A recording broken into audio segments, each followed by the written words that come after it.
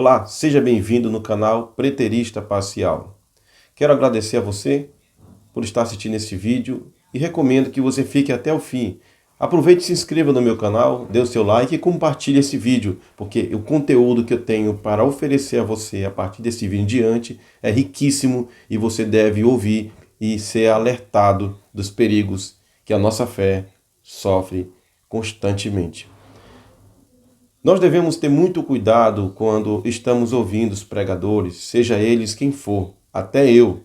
Nós devemos ter a nossa Bíblia nas mãos, termos ela na mente e no coração, o conhecimento dela, e analisarmos se aquilo que o pastor, ou um teólogo, ou um doutrinador, o apologeta, seja quem for, estiver ensinando, nós devemos estar verificando se realmente ele está de acordo com as Escrituras. Irei mostrar a você agora um vídeo em que um teólogo muito conhecido no Brasil, e ele é muito respeitado pela maioria dos cristãos reformados, mas ele, infelizmente, cometeu alguns erros na sua exegese, na interpretação das Escrituras. Confira. Ficando os crentes que têm que passar pela tribulação, né? E vão enfrentar perseguição cada vez pior, apostasia, vem o anticristo, paulada nos crentes, vida difícil, teste. Deus permite isso para purificar a fé. No limite da tribulação, quando não dá mais para passar disso, porque senão ninguém se salva, Jesus diz, o Senhor diz, deu. Você conferiu o que disse o pastor, teólogo, que é considerado o especialista na escatologia?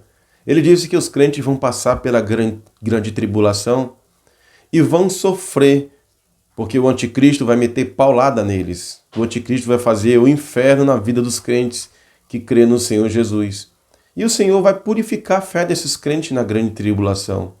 Daí a grande tribulação chega no seu clímax, porque se ela durasse muito tempo, segundo ele, ninguém vai se salvar, ninguém vai escapar. Então os crentes não vão aguentar, não vão suportar e vão acabar se apostatando da fé, vão acabar passando para o lado do anticristo, de Satanás. Enfim, o Senhor vem para salvar o seu povo durante essa perseguição. Mas será que é isso que a palavra de Deus diz? Foi isso que Jesus ensinou? Em Mateus 24, quando o Senhor Jesus fala da grande tribulação, ele não está falando num contexto dos nossos dias atuais e nem futuro. Ele estava respondendo as 3 perguntas que os discípulos fizeram no Monte das Oliveiras. Quando acontecerão essas coisas? Que sinal haverá da tua vinda e do fim desta era? Os discípulos ficaram assustados quando eles ouviram o duro sermão do Senhor contra os fariseus no templo, no capítulo 23 de Mateus. E ao sair do templo, eles ficaram ainda mais assustados quando o Senhor afirmou que o templo seria destruído e que não ficaria pedra sobre pedra.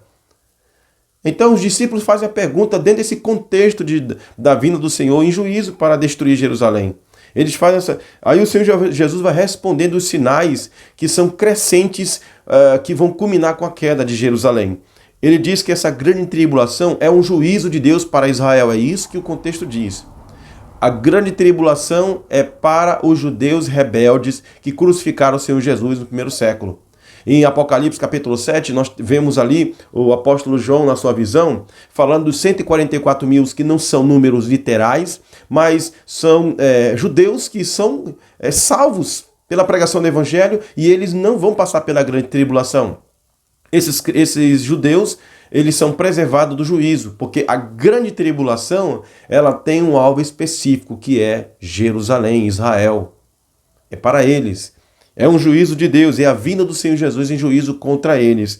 E aí o teólogo ele diz que ele faz referência, ele parafraseia o versículo 22. E se aqueles dias não fosse abreviado, nenhuma carne se salvaria. Esse texto não está falando de salvação eterna. Esse texto está falando de uma salvação transitória. Ele está falando dos sobreviventes da guerra. E Flávio Joséfo e o próprio Senhor Jesus também falou que seriam levados à espada, no capítulo 21 de Lucas. O Senhor Jesus deixou bem claro no sermão profético, dizendo assim, pela narração de Lucas, a narrativa de Lucas diz assim, e cairão a fio da espada, e para todas as nações serão levados cativos. Então houve sobreviventes. Esses sobreviventes são os que são preservados, são os escolhidos. Não é os crentes aqui. Aqui são judeus rebeldes passando pela tribulação e que são sobreviventes, foram escolhidos para sobreviver e para que a nação não fosse exterminada totalmente.